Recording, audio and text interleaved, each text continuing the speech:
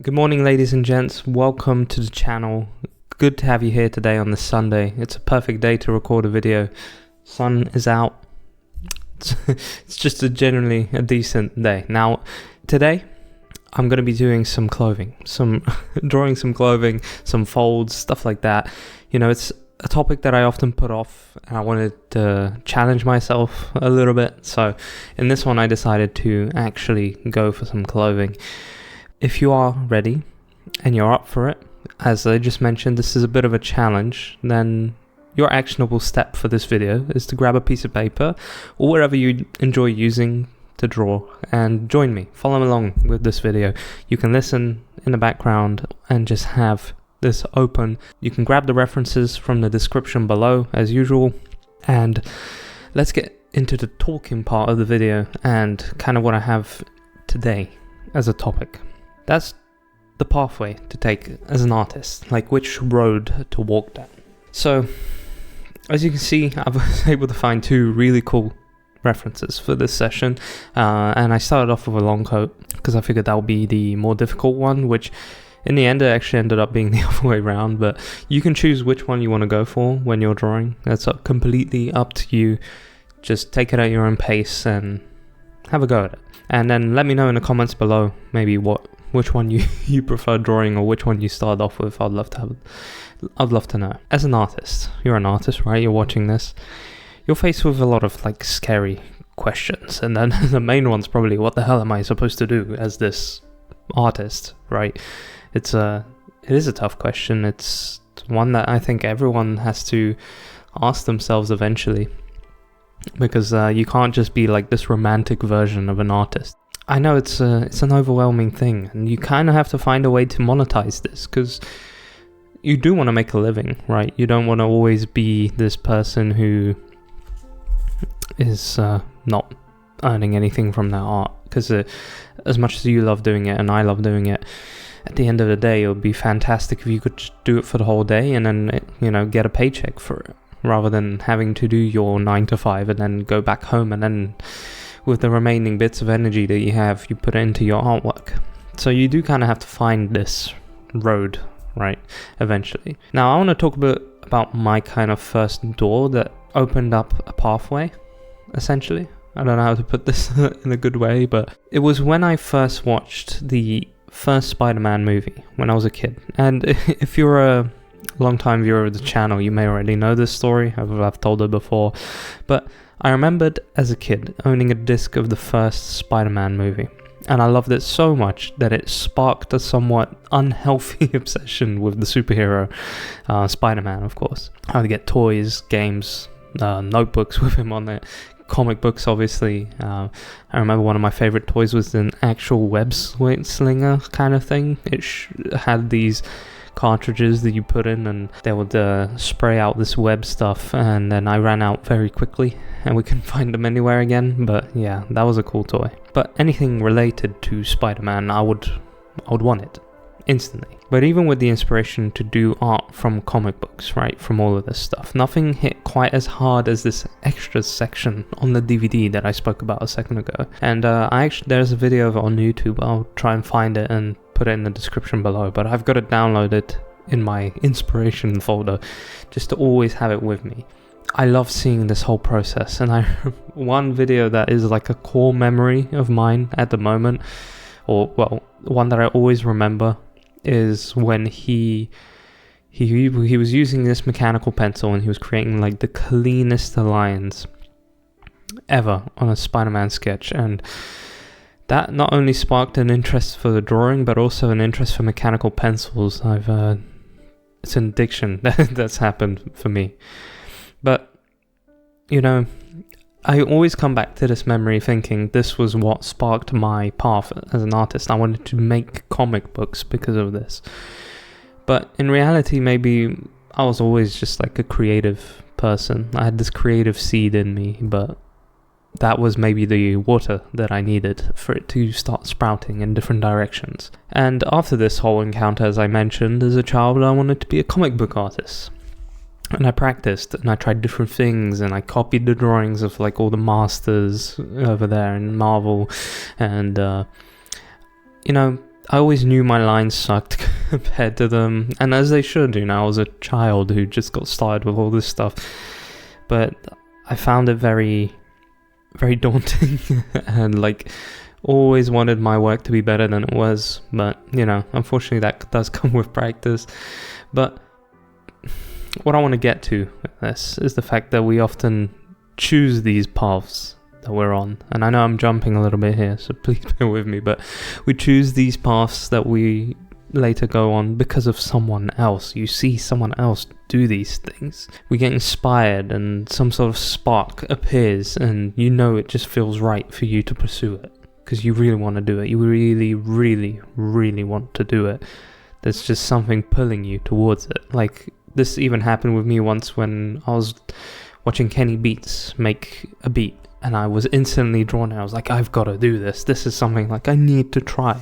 Eventually that spark went away a little bit, but I still love doing it, and I still have a little bit of that spark in me from time to time. But these sparks happen, and they make us follow these different ventures until we get to a stage where we think all our work sucks, and then we look for the next one. You know, sometimes we get really dumbed down and bogged down because the work's just not getting there, and we all know that it takes a long time for you to get good at something. That's normal. It's completely normal. You know, the 10,000 hour rule, pretty much correct. You know, you can study smart, but I bet that it takes around 10,000 hours to get actually very good at something. It's true. It does happen. As a piece of advice, so that you may actually get a little bit of value out of this brain dump that I'm providing for you here.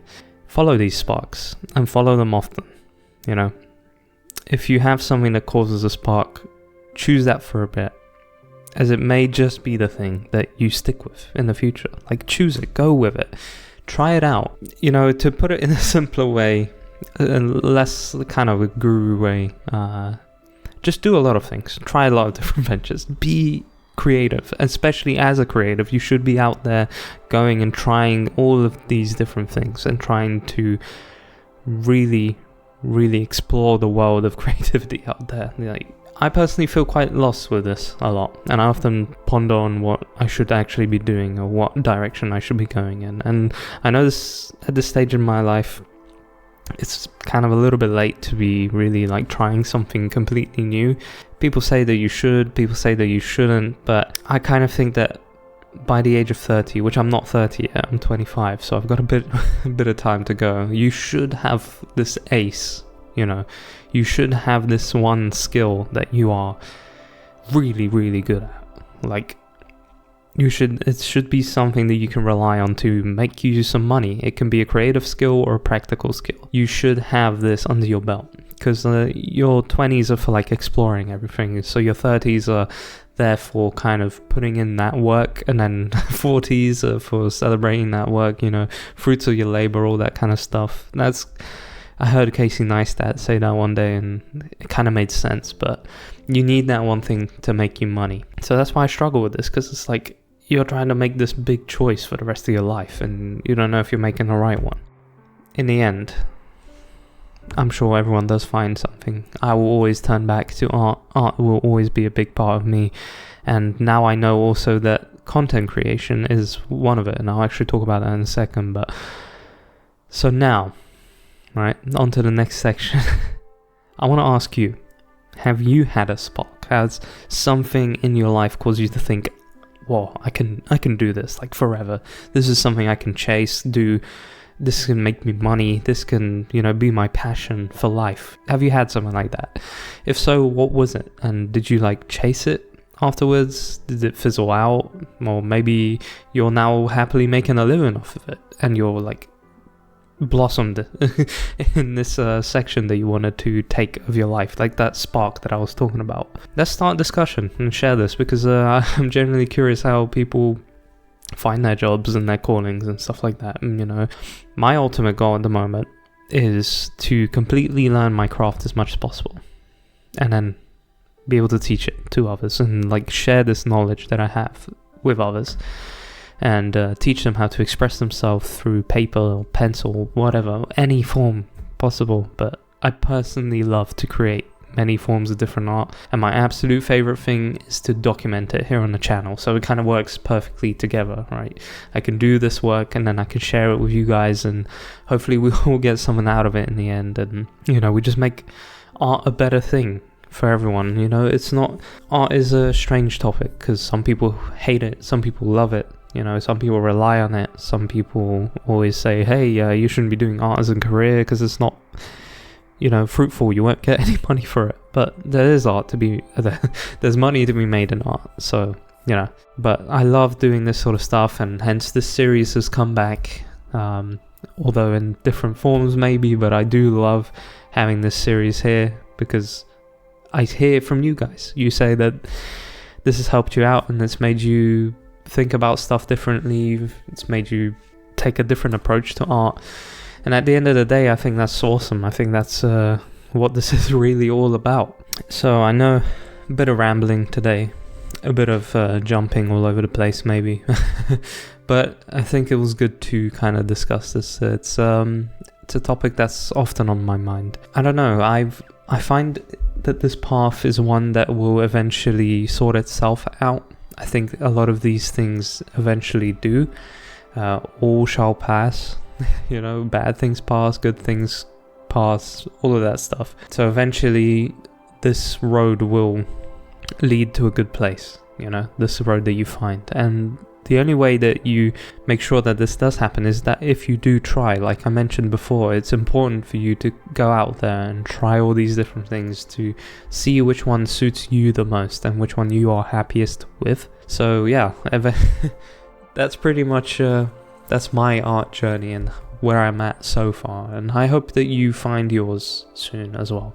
Or maybe this helps you realize that it's not just a straight road. It is often a roller coaster, and you may do something for 10 years and then realize that, hey, it's maybe not the right thing to do. But always keep that skill in your pocket because it might come in handy for the future. Anyway, I'll leave it at that because I know I'll just ramble a little bit more if I go over this. But I hope you were able to enjoy this episode. I hope you got something out of it, like I mentioned. And I'll see you in the next one. I hope your art's going well as well. Take that seriously, show the world what you can create. Take care, and happy drawing, obviously.